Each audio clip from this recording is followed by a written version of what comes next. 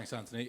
Good afternoon, Ange. If I can start with the question I think every Spurs fan wants the answer to. Is James Maddison available for tomorrow night? And if so, just how much is he chomping at the bit? Because this is probably the most difficult injury layoff he's had. You've polled them all, every Spurs supporter, and that's... I think that's fair to say. Yeah, that's fair point. A large majority would like to know, yeah. That's a fair point. Team news, I'll just cover them all. From the last game, everyone's okay. Decky's, obviously, Kulusevski's recovered from his illness. The boys had 4 days off last week, which I think was good for them. And then post that, Matt has been training with us. He's had a full training week. So he's in a good place. And Ben and Dane Scarlett sort of just started back with the group as well. So we're getting the numbers back up. I think the ones who definitely still Gio, Manor and Alejo, I think are the three that are still sort of away from the group. With everything that's been going on the last few months, the injuries and the suspensions, players away on international duty, it's been pretty relentless. The last 12 days are kind of the first chance you've had to come up for air. Just how beneficial have they been for you? Yeah, I think they have been. I mean, it was kind of we kind of had a couple of different options how we sort of treated the kind of the little break we had, and I just felt, like I said, because fair to say there's been a fair bit going on and a fair bit of fair few challenges we've had to overcome. I just thought, given the guys sort of, not just the players, the staff, sort of 4 days away, and would benefit us more than sort of going away in a little mini camp. And I think it has been, like, looking at just not that there was anything bad going on before, but just the body language of the lads. They've come back refreshed. We've had a really good training week. Again, it helps when the numbers are up. Your trainings, it's just a little bit more intense. There's a little bit more quality there, which helps the whole group. So I think it has been beneficial. But obviously, we've got 3 games coming up that will test our preparations. Just a final one from me. It's been a busy January already in terms of incomings and outgoings. It's a 2-part question. How confident are you that there is still more business to be done over the next week? And even if there isn't, with PSR suddenly looking like it's got some teeth these days, just how reassured are you going forward that Spurs are in a really strong position to kick on? Yeah, look, in terms of the rest of the transfer window, I think I said last time, we obviously, I was really pleased that kind of the initial kind of objectives we had in our head, or as an aim, was obviously priority of a centre half and somebody in the forward positions. We would tick those pretty early, and it's been good not just because we did them early, but they're 2 guys who've also benefited from just having sort of 10 days in the building with us training and adjusting and all that. So they're both Timo and Rada are a really good place now to help us going forward. As to what happens for the rest of it, I mean, it's, as I said last time, we're always alert and we're always doing work. If we can improve the team or improve the squad, then we'll look to do that. And if there's potentially any outgoings, again, we're kind of ready for that, depending on sort of what happens. But I think we're in a decent place where a lot of the sort of, I guess, anxiety going into it, knowing we really needed to just help the squad a little bit, particularly through this period. I think we're in a good place now. Yeah. Hi, Ange. How are you? I'm good, thanks, bud.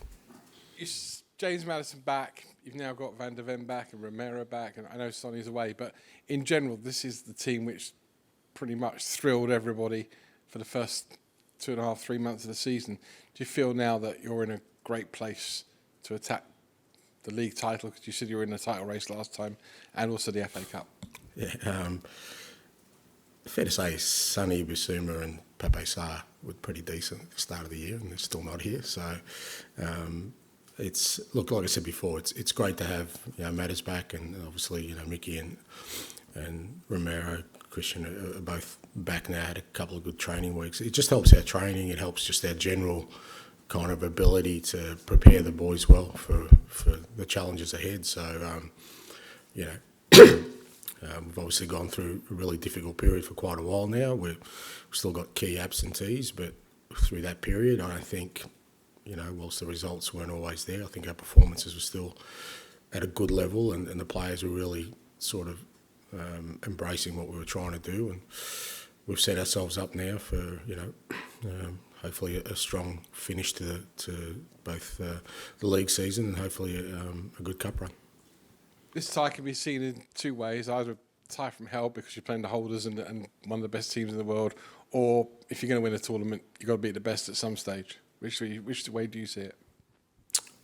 Neither. It's a cup tie, mate, and I think if you go into any sort of cup tie thinking that you've got some sort of advantage, whether that's against a team that's in a different division to yours, or like you said, arguably the best team in the world, you shouldn't have a different attitude or outlook to it, because the beauty of cups is the upsets they produce, and they produce upsets because maybe you don't take the same attitude. So for me, it doesn't matter who we play. Every cup game is a game where there's only one result that will help you advance, and that's a win. And irrespective of your opponent, that's what you have to do.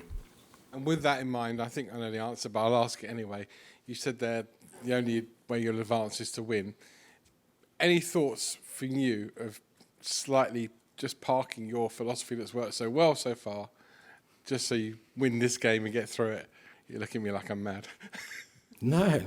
It's just that you pretty much answered your own question with your question. So, and look, that's fair enough. But I think at the same time, you also respect the fact that you're playing a very, very good opponent, and he, whoever when you've got an opponent of the calibre of Manchester City, whether you want to or not, your game has to adjust. It does. We know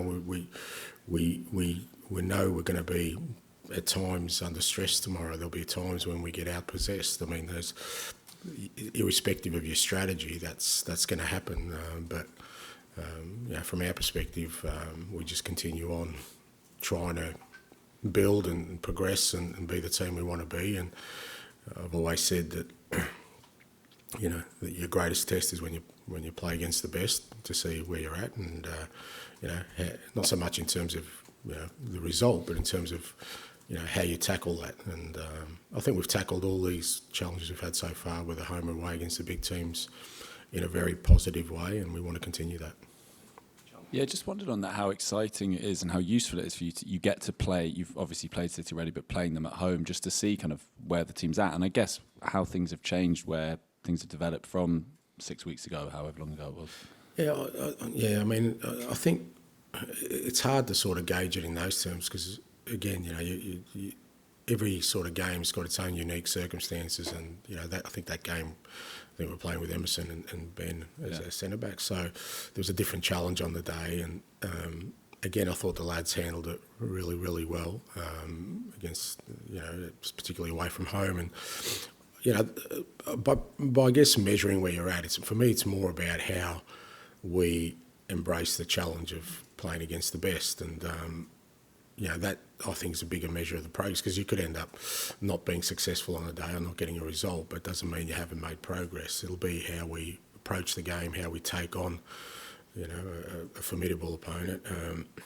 How much of our game can flourish in that sort of environment, and they're the things you take away and say, well, if it did work, it didn't work.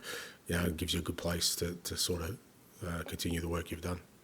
And how much has the last couple of weeks been long enough for it to be like a mini pre-season, or is it just about kind of recharge? No, a combination of both. Like I said, I think the players needed some time. A lot of the guys, have carried a fairly significant load leading into the break, because we had so many injuries. So there was a lot of guys who played a lot of football. And even the ones coming back from rehab, like they'd been in pretty long rehabs, and I just felt like, you go away for maybe, if we're in a different position to sort of, if we needed to, as a group, to get together and go on a mini camp just to sort of consolidate what we'd done, I think I would have taken a different approach. But I just felt it'd be good for guys just to get away from sort of where, this place and where we are, and then come back in refreshed. And because we've done that, we've had a really solid week of training. No harder than what we normally do, but a really good level, and like I say, having the extra numbers pushes it anyway, because even having Timo and Radu in the building, it just, like I said, it raises the level of everything we do. And with James coming back, obviously we saw Mickey go straight into the starting lineup. Obviously that was slightly because of other absentees as well. But is that just a case-by-case basis? Because obviously I'm sure James is desperate to get going. Do you how do you base that decision as to whether they're ready to go from the start?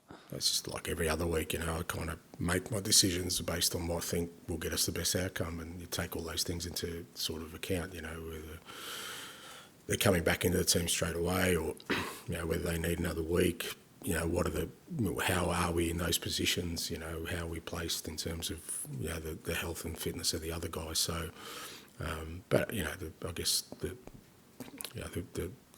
positive for me is that he's available, and again that gives us kind of more options, both with the starting lineup, but even with the ability to change a game, because if he starts, then somebody who's been playing regularly doesn't, but that means they can make an impact. I think probably one of the few teams that haven't had a massive impact with our substitutes during this period. Early in the season we were good because we had a stronger sort of bench, but not so much. We've just been really limited in those attacking midfield positions, so it just gives us more options.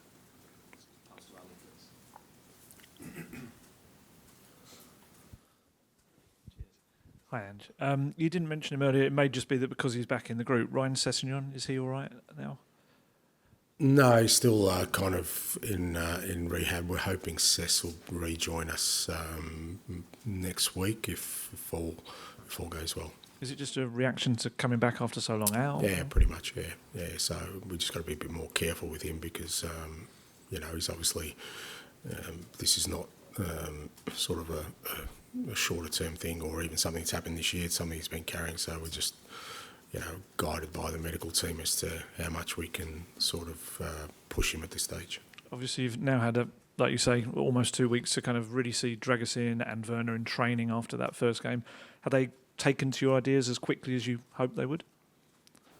Yeah, they've adapted well. I mean, it's all you can go by is sort of their how they're training, and how they're adapting to our training, and both of them have adapted, and I think they fit in with the lads really well. I think it's a good group they've walked into in terms of the environment, and it's allowed them to sort of settle quickly. I know that club's working hard with them off the field to get them settled as well. So they've been great. Yeah, they've been fine. Last one from me. Emerson Royal has been linked with some Saudi club as a potential move. Is he one of those players that's maybe doesn't start every single week, but he's become so important to you because of his versatility? Would it be difficult to let someone like that go? It hasn't even sort of. I mean, I'm not sure the instance you're talking about, but it hasn't really. No one's asked me about Emerson or whether he's. But he's been hugely important to us. Without Emerson and Ben during this period, we would have really, really struggled, and not just playing as a centre-back, but also filling in at right back at times, left back at times. And he's a great guy to have in the group. He trains hard every day, and he's a quality player. He's in the Brazilian national team. So, Emerson is an important part of what we're doing. Finish with George, please. Hi, Ange. Just going back to James, is he ready to start, or do you kind of need to manage his fitness, do you feel like, over this 3-game week, I guess? No, like I said, as I said before, he's trained all week, and he's fine. So he's available. So ready to start, not ready to start. When someone's available, I assume they're ready to start. Whether you do or not, it just depends on sort of, like I said, what I see with everyone else tomorrow, and I usually make those decisions game day. So like I said, the beauty of it is he's got through the week really well and ready to go. And he was obviously really important during those first couple of months. How much have you learned about the squad with him being out, in terms of people stepping up, I guess, to fill that creative void? Yeah, look, I guess specifically, for him, the creative part of it. There aren't too many, not just in our squad, around the league that are like him. And we had to sort of, cover that absence in in different ways. We've had Deki Kulusevski playing through there. Gio stepped in there, got some goals for us. Our front three have really picked up, and we've got goals from set pieces. So Pedro's become really creative in that midfield area. So we've picked it up. But I guess the beauty of that is that when Maddis is back in there, that gives us another. It's not just reliant on him. Where maybe at the start of the year we're a little bit more reliant on him. We found out through this sort of period that we don't have to be, but having him in there certainly adds in that space for sure. And just funny for me, Man City's kind of record at Tottenham Hotspur Stadium is well documented. They've not scored yet. Footballers are known to be superstitious. Do you expect that to be on their mind, on Pep's mind at all? Oh, no, I've got no idea what's on Pep's mind, mate. No idea. I very much doubt it. I don't think anyone in the game today sort of looks at those things too closely as a predictor of what's ahead. I mean, it's fair to say there's been a fair bit of change in our team and their team over that course of time, and every game's a bit different.